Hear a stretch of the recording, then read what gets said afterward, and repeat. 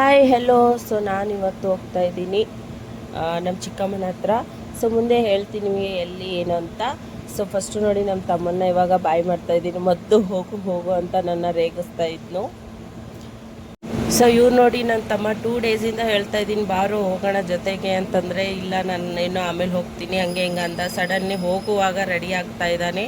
And ಇವಾಗ ನಾವು ಬಂದ್ವಿ ಮೆಟ್ರೋದಲ್ಲಿ. ಸೊ ನಮ್ಮ ತಮ್ಮ ನೋಡಿ ಇವಾಗ ಏನು ಹುಡುಕ್ತಾ ಇದ್ದಾನೆ ಗೊತ್ತಾ, ಅವ್ನ ಪರ್ಸು ಅವ್ನು ಮಿಸ್ ಆಗಿ ಮನೆಯಲ್ಲೇ ಇಟ್ಬಿಟ್ಟು ಬಂದಿದ್ದಾನೆ. ಲಾಸ್ಟ್ ಮೂಮೆಂಟಲ್ಲಿ ರೆಡಿ ಆಗಿದ್ದಾನೆ.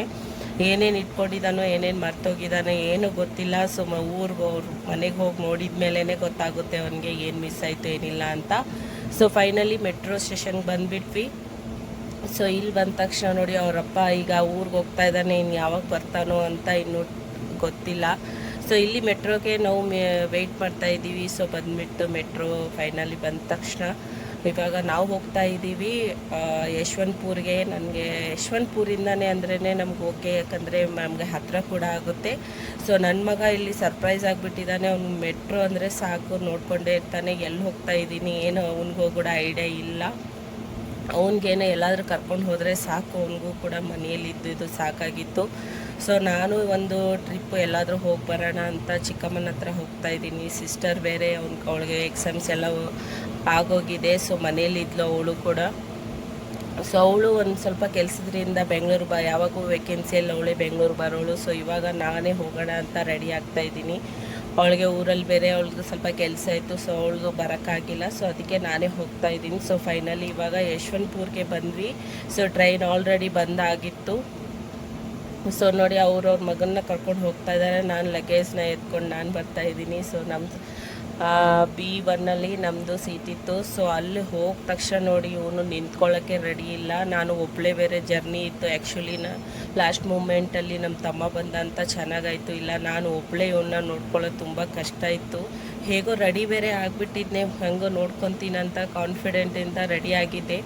ಬಟ್ ಲಾಸ್ಟ್ ಮೂಮೆಂಟಲ್ಲಿ ನಮ್ಮ ತಮ್ಮ ಬಂದಂತ ತುಂಬ ಚೆನ್ನಾಗಾಯಿತು. ಇಲ್ಲ ತುಂಬ ಕಷ್ಟ ಆಗಿರೋದು. ಸೊ ಅಕ್ಕಪಕ್ಕ ಎಲ್ಲ ನೋಡಿ ಅವನ್ನ ಕರೀತಾಯಿದ್ರು ಇಲ್ಲಿ ಬರೋ ಅಂತ.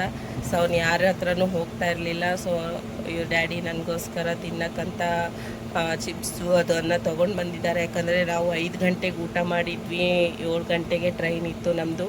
ಆ್ಯಕ್ಚುಲಿ ನಮ್ಮದು ಯಾವತ್ತು 9 ಗಂಟೆ 8 ಗಂಟೆ ಮೇಲೆ ಇರಬೇಕು. 7 ಗಂಟೆ ಇದ್ದರೆ ಏನು ಕೆಲಸನೂ ಆಗಲ್ಲ, ಏನು ತೊಗೊಳಕ್ಕೂ ಆಗಲ್ಲ. ಸೊ ಏನು ಮಾಡೋದು ಅಂತ 5 ಗಂಟೆಗೆ ಊಟ ಮಾಡಿದ್ವಿ. ಸೊ ಅದಕ್ಕೋಸ್ಕರ ನಮಗೋಸ್ಕರ ಚಿಪ್ಸ್ ಅದು ತೊಗೊಂಡು ಬಂದಿದ್ರು ಇವರು. ಸೊ ನೋಡಿ ಇವ್ನು ಇಳಿದ ತಕ್ಷಣ ನೋಡಿ ಬಾಯಿ ಅಂತಿದ್ದಾನೆ. ಫ್ಲೈಯಿಂಗ್ ಕಿಸ್ಸು ಬಾಯಿ ಕೊಡ್ತಾ ಇದ್ದ ನೋಡಿ. ನಾನು ಇದ್ರೇನು ಇಲ್ದ್ರೇನು ಅವ್ನಿಗೇನು ಇದಿಲ್ಲ, ಅವ್ರ ಡ್ಯಾಡಿ ಇದ್ದರೆ ಜೊತೆಗೆ ಸಾಕು, ನನ್ನನ್ನೇ ಬಾಯಿ ಅಂತಾನೆ. ಸೊ ಮತ್ತೆ ಒಳಗಡೆ ಕರ್ಕೊಂಡ್ಬಿಟ್ಟು ನೋಡೋಣ ಡ್ಯಾಡಿಗೆ ಬಾಯಿ ಮಾಡ್ತಾನಿಲ್ಲ ಅಂತ ನೋಡ್ತಾ ಇದ್ವಿ. ಸೊ ನೋಡಿ ಅವನು ಅವ್ರ ಡ್ಯಾಡಿಗೆ ನೋಡ್ತಾ ಇದ್ದ. ಸೊ ಅವ್ರು ಆಟ ಆಡಿಸ್ತಾಯಿದ್ರು, ಅದಕ್ಕೆ ಇಷ್ಟೊಂದು ನಗ್ತಾ ಇದ್ದ ಅವನು. ಆ್ಯಂಡ್ ಇದನ್ನು ನಾನು ಅದಕ್ಕೆ ಬೇಗ ಕ್ಯಾಶ್ ಮಾಡ್ಕೊಂಡ್ಬಿಟ್ಟೆ. ಸೊ ಇವಾಗ ಟ್ರೈನ್ ಹೋಗ್ತಾ ಇದೆ, ಅವ್ರನ್ನ ಬಾಯ್ ಮಾಡ್ತಾಯಿದ್ದೀವಿ. ಸೊ ನಾನು ಹೋಗ್ತಾ ಇದ್ದೀನಿ ಅಂತ ಫುಲ್ ಖುಷಿ ಅಂತ ಹೇಳ್ತಿದ್ದಕ್ಕೆ ಅವರು ನಗ್ತಾಯಿದ್ರು. ಸೊ ಅವ್ರಿಗೆ ಬಾಯ್ ಹೇಳಿಬಿಟ್ಟು ಇವಾಗ ನಾವು ಹೋಗ್ತಾ ಇದ್ದೀವಿ. ಟ್ರಿಪ್ಪು ಅನ್ಬೋದು. ಟ್ರಿಪ್ಪುದು ನಾನು ವಿಡಿಯೋಸ್ ನಿಮಗೆ ಶೇರ್ ಮಾಡ್ತಾ ಇರ್ತೀನಿ.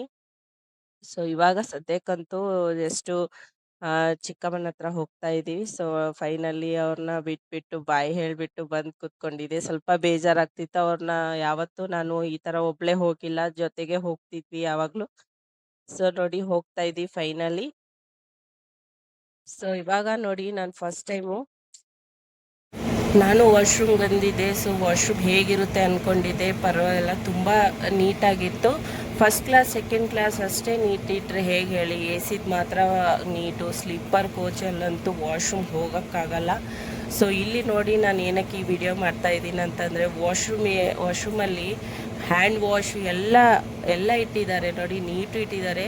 ಸ್ಲೀಪರಲ್ಲಿ ಹೋದರೆ ಏನೂ ಇರಲ್ಲ. ವಾಶ್ರೂಮಲ್ಲಿ ಕೂಡ ಇಷ್ಟು ಗಲೀಜಿರುತ್ತೆ, ನೀರು ಕೂಡ ಬರಲ್ಲ.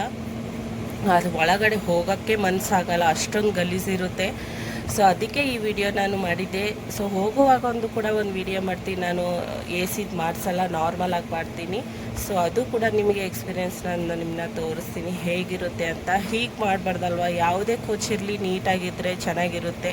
ಸ್ವಲ್ಪ ಲೇಡೀಸಿಗೂ ಕೂಡ ಕಷ್ಟ ಆಗುತ್ತೆ. ಸೊ ಅದರಿಂದ ಹೋಗಲಿ, ಏನು ಮಾಡೋಕ್ಕಾಗಲ್ಲ ಇವಾಗ. ಸೊ ಇವಾಗ ಟೈಮು 12 ಗಂಟೆ. ನನ್ನ ಮಗ 10 ಗಂಟೆ 9 ಗಂಟೆಯಲ್ಲಿ ಮಲಗೆ ಬಿಟ್ಟಿದ್ದ. ಸೊ ಅವನು 12 ಗಂಟೆಗೆ ಎದ್ಬಿಟ್ಟು ನೋಡಿ ಏನು ಮಾಡ್ತಾ ಇದ್ದಾನೆ ಆಟನ. ನಾವು ನಮ್ಮದು ಸೀಟ್ ಬಿಟ್ಬಿಟ್ಟು ಇಲ್ಲಿ ವಾಶ್ರೂಮ್ ಸೆಕ್ಷನ್ ಹತ್ರ ಬಂದು ಕೂತ್ಕೊಂಡಿದ್ದೀವಿ ಇವನಿಗೋಸ್ಕರ. ಅಲ್ಲಿ ಎಲ್ಲರೂ ಮಲಗಿಬಿಟ್ಟಿದ್ದಾರೆ ಆಲ್ರೆಡಿ. ಸೊ ಅವ್ರಿಗೆ ಡಿಸ್ಟರ್ಬ್ ಆಗಬಾರ್ದು ಅಂತ ಹೇಳ್ಬಿಟ್ಟು ನಾವು ಬಂದಿದ್ದೀವಿ. ವಾಶ್ರೂಮು ಹತ್ರ ಇರುತ್ತಲ್ಲ ಅಲ್ಲಿ ಕೂತ್ಕೊಂಡಿದ್ದೀವಿ. ಯಾಕಂತಂದರೆ ಎಲ್ಲ ಮಲಗಿಬಿಟ್ಟಿದ್ದಾರೆ. ಇವನು ಅಲ್ಲಿಂದ ಇಲ್ಲಿ ಓಡಾಡ್ತಾ ಇದ್ದ. ಸೊ ಅದ್ರಗೋಸ್ಕರ ಏನಕ್ಕೆ ನಮಗೋಸ್ಕರ ಅವ್ರಿಗೆ ಡಿಸ್ಟರ್ಬು ಅಂತ ಹೇಳ್ಬಿಟ್ಟು. ಸೊ 2 ಗಂಟೆ ಆಗಿತ್ತು. ಹೊಟ್ಟೆ ಹಶು ಬೇರೆ ಆಗ್ತಿತ್ತು. ಎಲ್ಲ ಯಾವ್ಯಾವ ಸ್ಟೇಷನ್ಗೂ ಇಳಿದು ನೋಡಿದ್ದೀವಿ, ಏನೂ ಸಿಗಲಿಲ್ಲ. ಸೊ ಫೈನಲಿ ನಾನು ನನ್ನ ತಮ್ಮ ಕೇಕ್ ತಿಂದು ಹೊಟ್ಟೆ ತುಂಬಿಸ್ಕೊತಾ ಇದ್ದೀವಿ. ಏನು ಮಾಡೋದು, ಹೊಟ್ಟೆ ಬೇರೆ ತುಂಬ ಹಸಿತಿತ್ತು. ಸೊ ಅದರಲ್ಲಿ ಈ ಕೋಚ್ ಸಿಯಲ್ಲಿ ಯಾರೂ ಬರೋದು ಇಲ್ಲ, ಮಾರ್ಕೊಂಡು ಸ್ಲೀಪರ್ ಆಗಿದ್ದರೆ ಬರೋರು. ಏನಾದರೂ ಏನು ಬರ್ತಾನೆ ಇರುತ್ತೆ, ಬಟ್ ಇದರಲ್ಲಿ ಯಾರೂ ಬರ್ತಾ ಇಲ್ಲ ಮಾರ್ಕೊಂಡು ಕೂಡ. ಸೊ ಅದಕ್ಕೆ ನಾವೇ ಸ್ಟೇಷನಲ್ಲಿ ಇಳ್ಕೊಂಡ್ಬಿಟ್ಟು ಒಂದು ಕೇಕ್ ಸಿಕ್ತು ಅಷ್ಟೇ, ಅದೇ ಕೇಕ್ ತಿಂತಾಯಿದ್ದೀವಿ. ಸೊ ಅದು ಸ್ವಲ್ಪ ಟೇಸ್ಟಲ್ಲಿ ಡಿಫ್ರೆಂಟಿಗಿತ್ತು. ಅದಕ್ಕೆ ನನ್ನ ತಮ್ಮ ಇಲ್ಲಿ ನೋಡ್ತಾ ಇದ್ದ ಏನಾದರೂ ಡೇಟ್ ಡಿವರ್ ಆಗಿದೆಯಾ ಅಂತ. ಸೊ ಡೇಟು ಕೂಡ ಚೆನ್ನಾಗೇ ಇತ್ತು, ಇನ್ನೂ 1 ಮಂತದ್ದು ಇತ್ತು. ಬಟ್ ಏನಕ್ಕೆ ಒಂಥರ ಟೇಸ್ಟ್ ಡಿಫ್ರೆಂಟ್ ಆಗಿತ್ತು. ಸೊ ಇಲ್ಲಿ ನೋಡಿ ಒಂದು ಆಟ ನೋಡಿ, ಯಾರಾದರೂ 1 ಗಂಟೆ 2 ಗಂಟೆ ಎಲ್ಲ ಮಕ್ಕಳು ಚೆನ್ನಾಗಿ ಮಲಗ್ತಾಯಿದ್ರೆ ಇವ್ರು ನೋಡಿದರೆ ಇಲ್ಲಿ ಆಟ ಆಡ್ತಾ ಇದ್ದಾನೆ. ಸೊ ಅದು ಮೂಮೆಂಟ್ ಆಗ್ತಿತ್ತಲ್ಲ, ಸೊ ಅದೇ ಥರ ಅವನು ಮಾಡ್ತಾಯಿದ್ದಾನೆ ನೋಡಿ.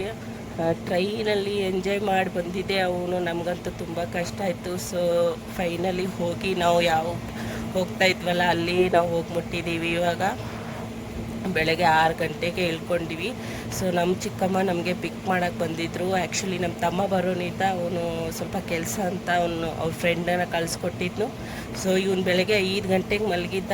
6 ಗಂಟೆ ನಮ್ಮದು ಸ್ಟಾಪ್ ಬಂದುಬಿಡ್ತು. ಇನ್ನೂ ನಿದ್ದೆ ಕಂಪ್ಲೀಟ್ ಆಗಿಲ್ಲ ಇವಂದು. ಮನೇಲಿ ಹೋಗ್ಬಿಟ್ಟು ಸ್ನಾನ ಎಲ್ಲ ಮಾಡಿಸಿ ಅವನಿಗೆ ಟಿಫನ್ ಮಾಡಿಸ್ಬಿಟ್ಟು ಮಲಗಿಸ್ಬಿಡ್ತೀನಿ.